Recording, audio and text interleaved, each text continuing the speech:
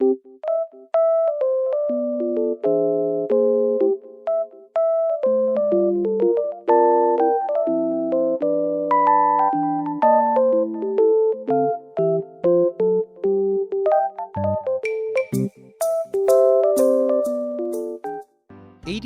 stands for Attention Deficit Hyperactivity Disorder and is often described as a mental disorder.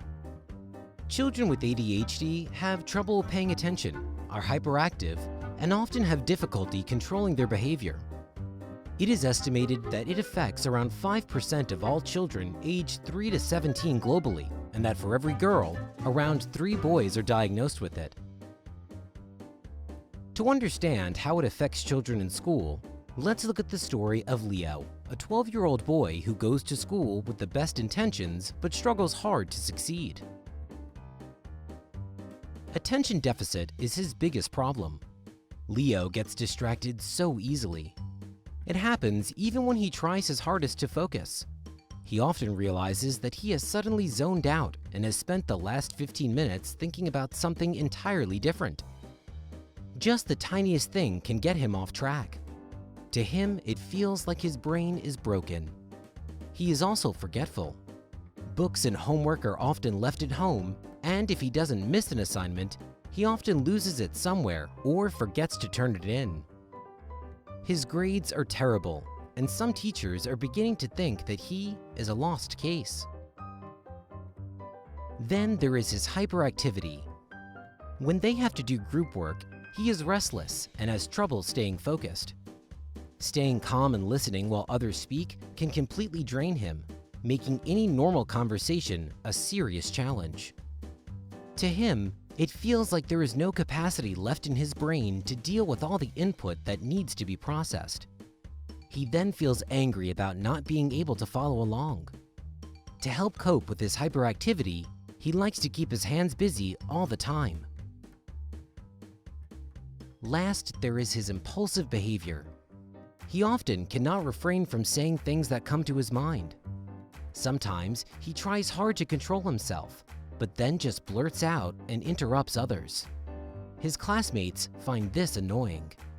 He later regrets his hot-headed behavior, but he knows that unfortunately, he will do it again and again.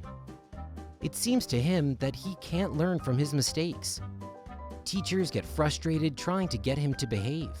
Others become impatient, give up, or distance themselves.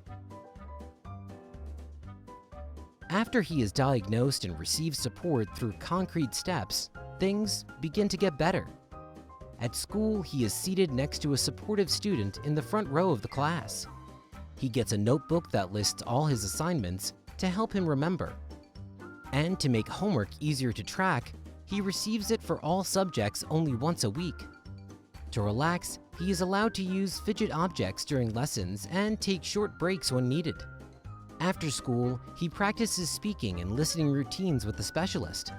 Additionally, his dad bikes with him to school every morning, and in the afternoon, he is allowed to play the ball as long as he wishes. For severe cases of ADHD, prescription drugs are often prescribed.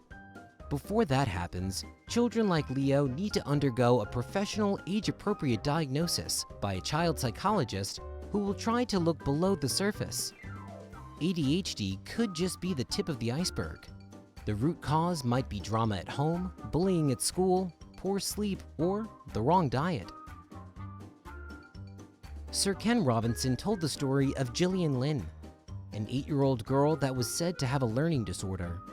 She could not concentrate and never sat still. When she was brought to the specialist, who didn't prescribe any therapy but instead played music on the radio, the girl started dancing. He then told her mother, "Gillian isn't sick. She's a dancer. Take her to a dance school." Gillian Lynn later became a famous dancer and then responsible for some of the most successful musicals in Broadway history.